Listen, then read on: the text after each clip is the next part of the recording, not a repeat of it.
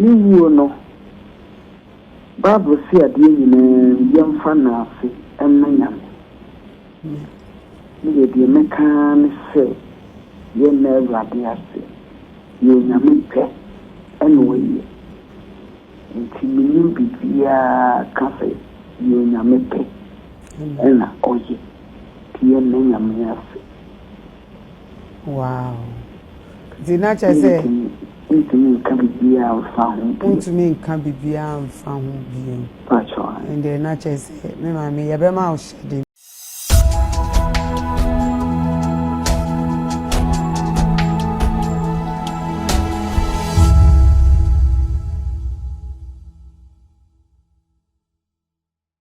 Okai bede na wagye so nananom etie ebusuya fo mo bibiara akwaba edeba Okai bede TV eso semini menua ba ye gye egwa dia na sese ye social issues ana ye de ebremo media ne amaboat ma George na obetimi afemi amagina mejo so ene menua ba ye na nakua na esinkunya se de social issues ebebremo na wotwa ye simo ye de fia daga na manyina anti asemde ni nyina ne se eye high life musician ayefe ne dada KD se defia da beto odwase weti nananom wese do a se akoya rehoye pa se bia wote se asem ne bia bokusa se ye obia ya pa se ye dada KD se o hye nyom to ase de na ache pa se wo hye nyom to ase kra no ya bofra keto akwa na se wototo onyuma na se odi ewura asori dem na asori dem na se ne nyom to ase na wo hye ase free ya odi pia bontin a ema obia behu ne se ye frɛ ne ye dada KD na Ghana for da sori ya asema ye betene se dada KD enka ti asefo ho bi na se akoya rehoye pa na asem yi beto abontin se ye dada KD etinana no ese do de ene amanfo na ekeka nsem ma se bi se ye depression ebi se ebi kura se eye ne management no na anhwe ne yie ebrekwa ne yare ne bayo no manfo na nkwa yare sabia papa enunti na nam so amaneti na nanom esiedu nenne na nakua ka me ho ewe ahemfie haidie menene ba bedi nkomo na sa ensem na ne nam abonten so se eye dada ka edi eye depression na ne management na nhwe ne yie no na akua akire mu kakra edi amame na nakua me akwa aba amjiri sapo mo ho ye die erade adome ho ye meka sare ho na ato o ma konkro Ghana so jai oh dada KD we say oti ye na sen na SBL okay meda was na afie mafa konya reason so ada ahwefo nyina so asena afie ma mo makwa abase o mo so dane da munya ebre no mo de hwe adwumede mai oba ma meka ne se bra meti se dada KD in fact me boto e kakra because enya kakra me boto ye pa because dada KD obi a me follow ne nyom ena meka ne say enya TikTok kra na me follow kakra sana TikTok nso ne nyom ne bi trending ya de a me de bi ye videos ena dada KD kra na wo hwe ne interviews bi on delay eye way back wo hwe ne nyom ase kra ne yenwo na chep ache ye pa no in fact aba wo ma wuti ya na e point me follow ne pa oh mate na sisi a ne wo ne beto abonta amanfo bebre na ekeka nsem se dada KD e depression na ache no fisa amanfo chese ye ne yira won ne ko wo ye abrochimem no ne mani gu ho na dada KD eti Ghana henti no ho adwendwene na sese enam so ama dada KD edi eti na nanom wese do no sa asem no ochire mu sen kakra okay meka ne se dada kwa kudua ye obi a do wawo ema nkra no omunyina wa abrochi me nya nkra 5 ni nyina wanya obia won nchen wo Ghana ha but enye no na me sini pise eku no de nta me kasa ne se 2020 no one Kofi Aduma woni interview bi na interview ni mu no o ka asese obi wo moa bi na o de beboa me na onfa ma me e ma na nwen se makotena abrochira ba e ma na nwen se me yenwuntuni na onim de me kom ene ebi a o kakra wa one city a de be ma me no ebe boa me ama matimi a survive but o hwe ne se me bonyom na gidin dia ebi a na one city one farmer me na enabo so one city ni so na akokume enti me kan say depression na ekuno but enya na yere ne die no depression na ekuno no eye one oba music industry ni ma I say me hu ni sa Ghana ha no yendra ye ho ewo eba bibisa say dwuma mu ni we ma yendra ye ho because Dada Kedi you be an ko starting in your money mpanifo ni bi na starting ya de tinka wonu ya ho kire na so one but so no watching na bia won kan kire obi ya I say na sometimes then so be speaking it out but what say ne kasa bi mu no what say ne kasa mu say Dada Kedi obi a na ne ho kire no na on fan hye ni mu do na wo within him but now we speak be ni out wa akonya bi obenya ko interview ni ayi bia na wo ka say wo mo bia fa boa no na emane nwu ansa wo be wa kese semo ho the depression na ikun Dada Kedi ne de meka ne say ne true anyom to ne side no ene kunu nipa hu say wo ye obi a wo sika but na ntisa na within him ne so owu ebetimi kra ba sada ko so we na the whole day we need but na obi adidi ni nua mo ne management no omodidi a omo na mo ntime ka ne say depression ekunu batanya na yere ne side no okay nti we dey okay sisu bia say depression no ekunu na ba nye ne yere ne ndi okay na no nkoda nchen amanfo twese abrekwa Dada Kedi ebewu no na ensa bottle bi da ne nchen ano mo dwen say omo twese wano maduro na yede owuye na that time aye ne gate man be like nipa or driving a car ne beto no to pay or de ne kwa yaresabian wanfa na kwa yaresabia papa no so ne nam so a e ma Dada Kedi eti na nanom wase do no wo twese eye no ntiana okay na can say Dada Kedi wo no say nipa na okoto ne so as the sport na nya ne driver no eye lady bianca on the 25th of eye May ya on ne kwa show bi wo London ko show bi wo no na Dada Kedi prefer say ka girl no enka ne ho no monko enti Wednesday ne kwan sana Dada Kedi no o course ne ada Wednesday no we course by na ofre no nipa ne kasa budo kra tres ofre na no pa ofre na no pa ne kasa na Dada Kedi kasa no etwetwe sika kwanta sana o ho ne se no ho mfa no kasa se no ho mfa onya abotwe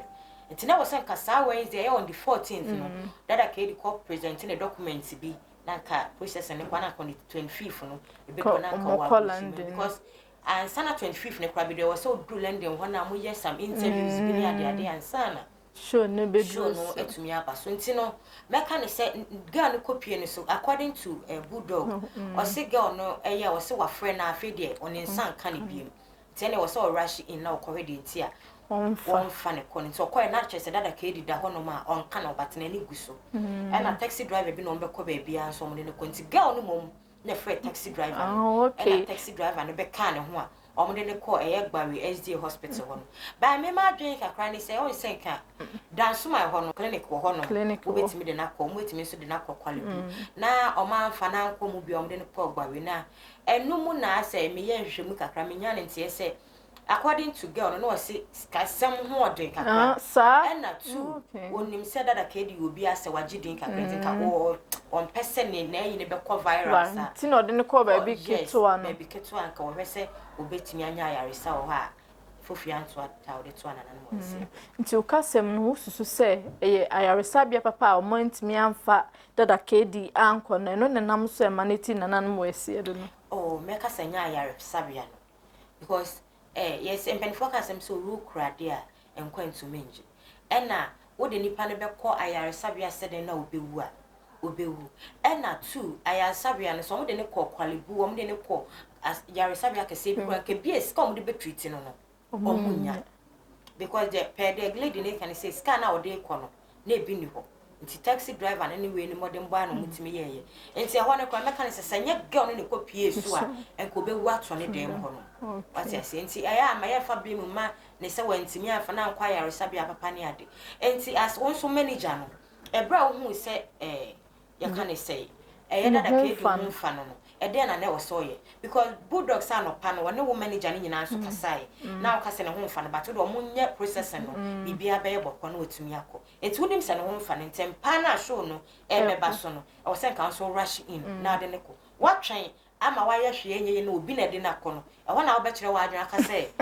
dada kedi ya afana ko hospital papa enu nti na mafo bebre na keka sɛ ɔmo ne management no enye papa ɛyɛ poor pa ɛyɛ poor because of some mesa kinds so sɛ no woni sika sɛ ya de no wo sika Ghana ha no ho sɛ wa ha yɛ didin ɛne sika ɛne yɛ bibia wo kɔpɛ adwuma kra na sɛ wo kɔ baabi ne bia oh we were doctor wo say ne edimrika we lawyer ne edimrika yo hino ne edimrika na command attention but ma ohene enko baabi na on discussing wo say krase ne bi sebio obi a woni bibi no onko a obi a afie no obi a de no but ye hu ne say wo ye skani bi odimu bi e ho no e na wo hwehwe ne ba e na wo ho enti be kan say na only bi no enti na ne management no omo fa no yes and na ekura no mo ka mo kwa no kakra because of say TikTok ama dada kedi ebeji din kakra it was started bo shows ni ade a eno no na anka apeja na nyame dada kedi kwa meka say otu kwan tin ka oba ya na anka no wo say ko London na ko show no fufu ya nto atede ni woni ben ti meka ni say one is skent na ye mpena like the management no omo mfa ne ho omo mfa ne nye hwe because omo nim say ska bebre nya de fi ni nchen eba waste me time won dey na menya free ho ena sa wo titi social media so bi kan say wonyi nyankopon ni ene ade nso na eku no sister meka ni say do obia ne de but wontimi nso nkosi ni pise wonyi nyankopon ni ntina eku no bia na ewo de ewo hu nti ena entimi ma say wo se wonyi nyankopon wo se wo gi nyankopon de but say wo be kwa sorry de enti yan class an yo ma ne wa ha woni delay ye interview kan wo say wo gi nyankopon di but say wono akasa bet say o kwa sorry de onko woni Kofi Aduma so ye interview bi sa o the same thing enti yan ma ye de nam social media kan ye de say wonji nyankopon ni enti sa nyankopon di but o say sorry de onko na so obi nkwa asori nso eno nche se onye nyamesom ni obu a okwa asori kwa nso bone a obafia obaba na obi a onkwa asori kwa onye sa bone no tie no de eye right pass wakanesa na ne nyina enkogu no nti dia sempa na beka che eye management na se omo manage amanfo wo eye music industry ni ne ebia movie industry de asem kaka na beka che asem kakra meka ne se wo se wo nua wo jesu ho se me nua wo ye nyomfo me nua wo ye movie actor me pese me boa na mesre enhwe ne sika bi enhwe na ho ofa bi se wo ye oba men kwane ne nkoda na ma ne sa opportunity no hwe ne modern ba obo ne so ne fa boa no Ghana ha kame akoye sebi mpredu asa ye koye adwuma bia na ye kopa adwuma ye ma ne titru mame no na memfa wadwuma mami nyo say na memfa wadwuma enti management no ansa na manager betine ne esi wo ba we se me boa no sister utranya na meme no wada wo ho no na wa kasa okeka kwa e chen kuri se omu jibs no se spam no ye hwehwe gu ade we be bucket ma enti ye besre se wo to hu sisters wo boa wo nua bia je wo yam na boa no ebia na daach enne na wo hu ni se wo nua woni bi enne na wo hu ni se ni mo ha wa ya tenten ho wo kire bi no ono na ebe boa na wo nso adwuma na bia wo manager no bia wo chakra enti wodi o enam sa nwintuni ni so enam sa music actor ye kan say movie actor ni so enna ebe boa ma wo nso atumi apie enti mesre se ye ade na nipa ni bi ye mfi no nipa ni bi ne ase ye twetwe ye ho ye nkan ye ho nkɔ na chi no yamwa ye nyina ne ye baako enna two obi wo ho a woto nwom ni nua me to nwom won so ye ntuni me hu wana maka me ni masiso because program na ye kɔ no me wo so chen ana program na ye kwa me manager bi akoda wo ne na wo what I say me wan so bia na wo to nwom chen but me de me ni pa bia akoje yema bia akoye pepe ye odo entina ye mu eye adwuma wo ye bia na ye ma odo entina ye mu na me ni feel say ye ne sa wo my Ghana ha betini aboa papa ma ebia ewo show aha because senka manager ne kra ben dada kedia ko be wo se bia ne ma bi say no na fe yamwa because sister depression obi a ho say depression say broken heart touch ntimi nya hwe nti say obi ben wo e na ono wususu nsamo kire no e na o ma ofutuo enye say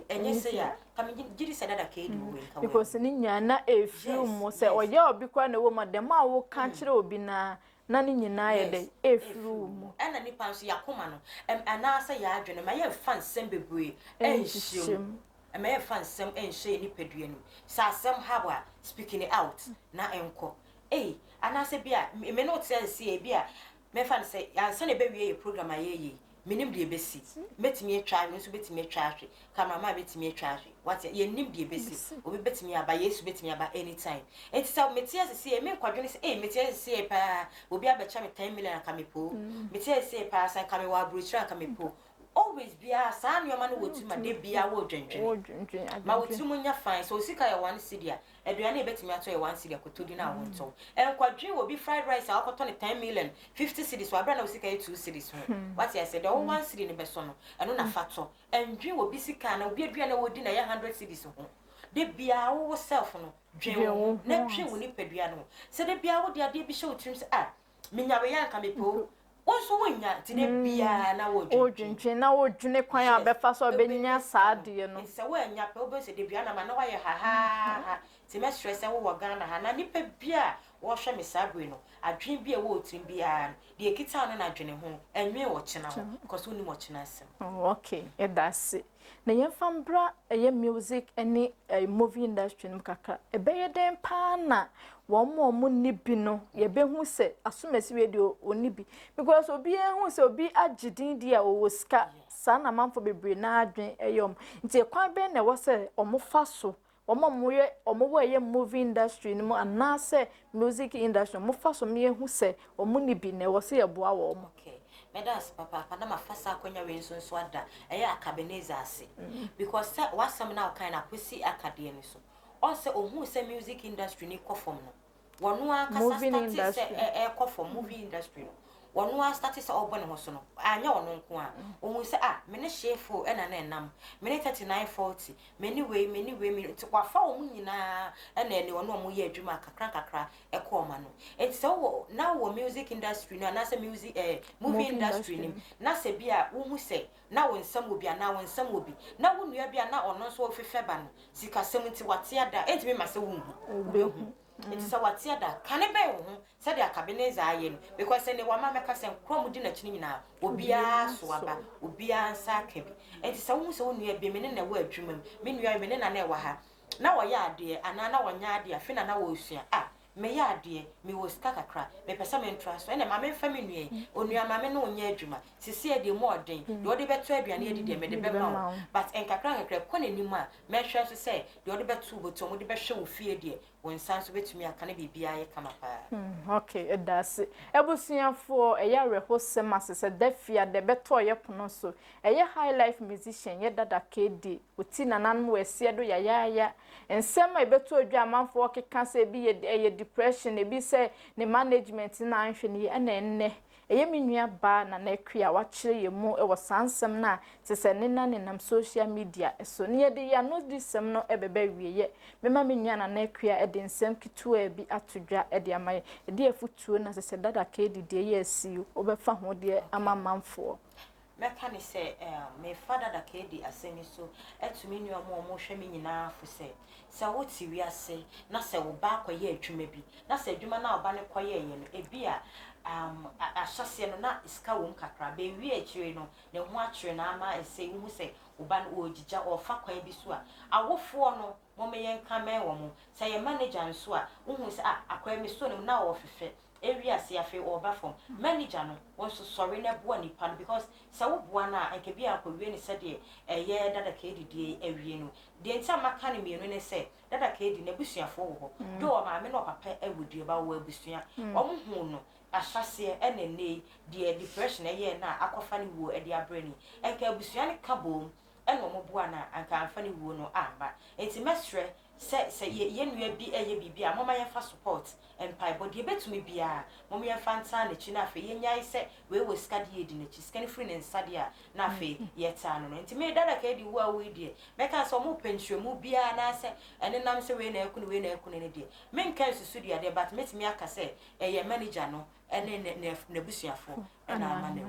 yo ebusuafo efuto kakaye nua na nekua ede atodwa no se uye management ne de obi ahonsa se manage na ahyase na se sika ne baaye no wudi wie ne ko wiase na sika ne sa menka se sika na senti wujai ni panesi ho koso na efe emanen fefete se de na ahyase na wo hyase saa de enwono ba enenindi saa nso na de de ba eye enenindi ebusuafo ha na bremema kwame de social issues a de bi de besom no ye di ebesi aha eyo kan bede TV ye beso anse be ya no like video no wa share so amai mediane amaboatma George na obetimi afemi amagina menimi nua ba na na akua ne ye de ensem wei ebrem ya no asi dase na ebesa no mo hye